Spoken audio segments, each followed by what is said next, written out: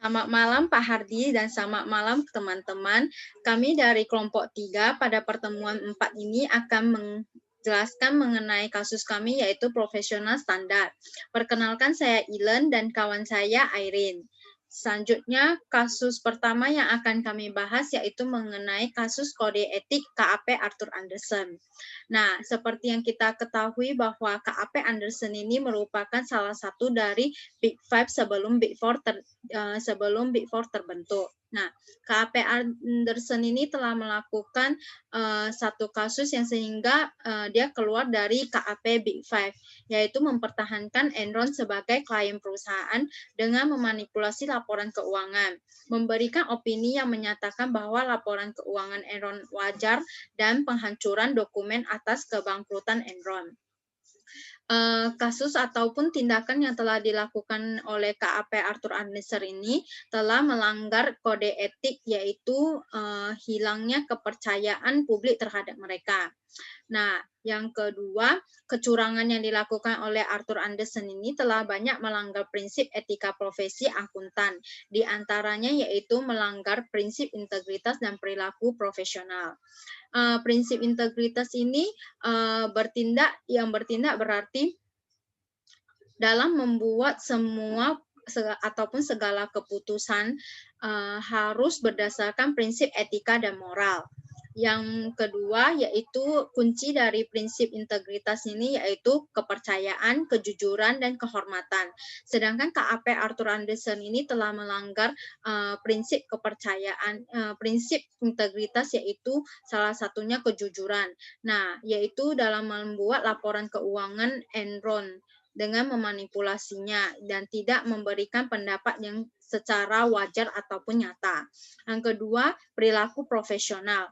Nah, seperti yang kita ketahui, setiap anggota dalam KAP dalam mengaudit harus bersikap profesional, yaitu berperilaku konsisten dengan reputasi profesi dan tidak melakukan tindakan yang mendiskreditkan profesi mereka. Nah, salah satu yang dilakukan oleh Arthur Andersen ini yaitu telah merusak nama baik KAP mereka sendiri dan juga menyebabkan KAP lainnya akan berdampak terhadap KAP lainnya karena publik akan hilang kepercayaan kepada KAP lainnya juga. Selanjutnya, dampak kasus dan penyelesaiannya. Dampaknya KAP Arthur Andersen ini sendiri kehilangan keindependensiannya dan kepercayaan dari masyarakat terhadap KAP tersebut. Dan dapat juga berdampak pada karyawan yang bekerja di KAP Arthur Andersen. Setelah KAP Arthur Andersen ini dicabut, nah karyawan yang bekerja di dalamnya juga akan hilang pekerjaan.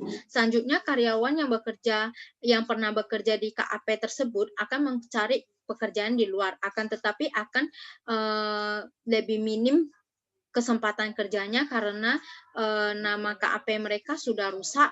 Nah, profesi yang dilakukan mereka juga akan terganggu. Selanjutnya penyelesaiannya yaitu Arthur Andersen mendapat hukuman percobaan 5 tahun, denda US $500.000 dan dicabut kewenangannya untuk mengaudit perusahaan publik di Amerika Serikat. Saran dari kelompok kami yaitu seharusnya KAP Andersen harus melakukan pelaporan hasil dari laporan keuangan sebenarnya kepada pihak yang bertanggung jawab atas laporan keuangan di perusahaan, sehingga tidak terjadi kerugian yang sangat besar. Nah, kerugian si KAP Arthur Andersen ini selain membayar denda $500 dan dicabutnya kewenangannya untuk mengaudit. Nah, ini juga akan merusak nama KAP mereka sehingga mereka keluar dari Big Five dan kemudian terbentuklah Big Four. Oke, selanjutnya kasus berikut akan dijelaskan oleh teman saya yaitu Irene. Baiklah, di sini saya akan menjelaskan kasus Malinda palsukan tanda tangan dari nasabah.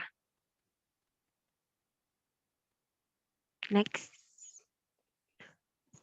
Terdakwa kasus pembobolan dana di Citibank diketahui memindahkan dana beberapa nasabahnya dengan memasukkan tanda tangan mereka di formulir transfer. Next. Dalam aksinya, Malinda memalsukan beberapa tanda tangan para nasabahnya, pemalsuan tanda tangan dilakukan sebanyak 6 kali dalam formulir transfer Citibank bernomor AM93712 dengan nilai transaksi transfer sebesar $150.000 AS pada 31 Agustus 2011. Jadi Malinda ini memalsukan beberapa tanda tangan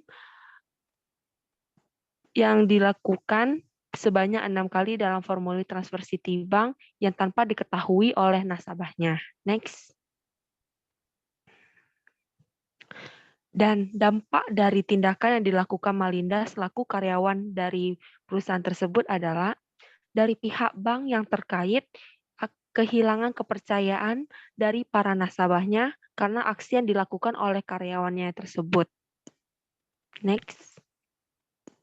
Dan penyelesaiannya, Majelis Hakim Pengadilan Negeri Jakarta Selatan menjatuhkan hukuman 8 tahun penjara dan denda sebesar 10 miliar kepada Malinda dalam kasus pencucian uang.